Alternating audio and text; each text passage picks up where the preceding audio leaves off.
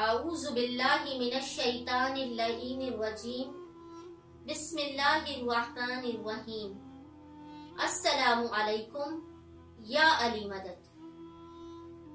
مومنین و مومنات کی خدمت میں ماہ شعبان کے پہلے جمعے کا ایک ایسا مخصوص ترین اور نایاب ترین عمل لے کر آئی کہ یہ عمل وہ ہے کہ اسے ماہ شعبان کے پہلے جمعے میں کرنے سے آپ دیکھیے گا کہ آپ کی زندگی سے ہر طرح کی مشکلات اور پریشانیوں کا کس طرح سے خاتمہ ہوتا ہے، خصوصاً جو بے اولاد ہیں، جن کی بیٹیوں کے رشتے میں کوئی مسئلہ ہے، جن کے گھر کا زمین جائیداد کا کوئی مسئلہ ہے، دنیا کی کوئی بھی بڑی سے بڑی حاجت ہو، آپ شعبان معظم کے پہلے جمعے میں اس عمل کو کر کے دیکھیے۔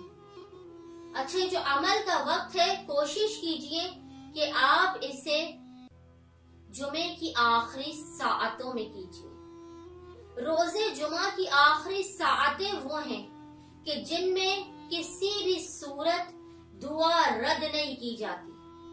بہت ہی مختصر ترین عمل ہے جسے آپ جمعے کی آخری ساعتوں میں کرنے کی کوشش کیجئے۔ آپ نے کرنا کیا ہے؟ آپ نے 2 رکعت نماز ہدیہ کرنی ہے جناب فاطمہ الزہرا سلام اللہ علیہا۔ 2 رکعت نماز جناب فاطمہ کو ہدیہ کرنی ہے فجر کی نماز کی طرح، لیکن ہر رکعت میں الحمد کے بعد 3 مرتبہ سورہ اخلاص قل هو اللہ احد کی تلاوت کرنی ہے۔ 2 رکعت نماز فجر کی طرح سے جناب فاطمہ کو ہدیہ کرنی ہے، ہر رکعت میں الحمد کے بعد 3 مرتبہ سورہ اخلاص کی تلاوت کرنی ہے۔ نماز کے بعد آپ نے 1 مرتبہ تسبیح بی بی فاطمہ الزہرا پڑھنی ہے اور اس کے بعد آپ نے 1 مرتبہ سورہ فجر کی تلاوت کرنی ہے، اور یہ سورہ وہ ہے کہ جو امام حسین ابن علی سے منسوب ہے۔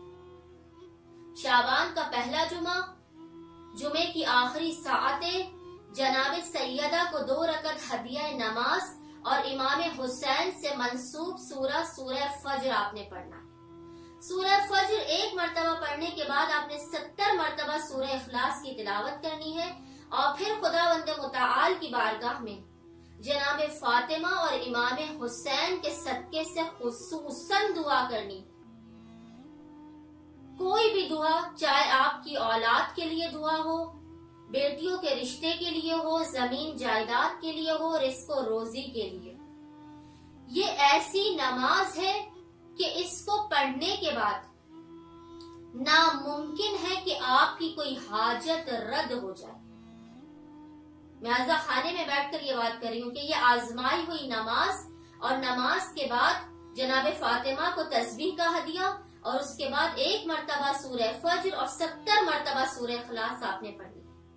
آپ دیکھیے گا اس معجزاتی و کرشماتی عمل کے ذریعے، اس نماز کے ذریعے مومنین و مومنات کی ہر طرح کی پریشانی کس طرح سے دور ہوتی ہے۔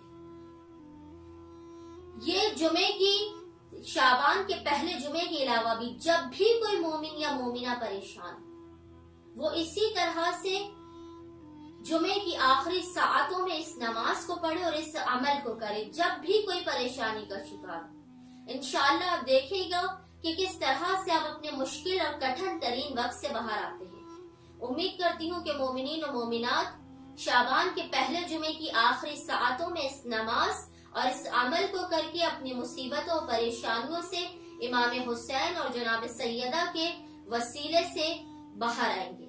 اللہم صلی علی محمد وآل محمد وعجل فرجهم اجمعین۔